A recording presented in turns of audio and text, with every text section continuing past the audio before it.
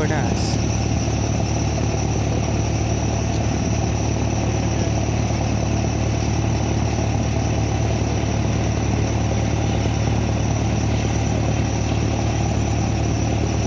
কলকাতা থেকে এলো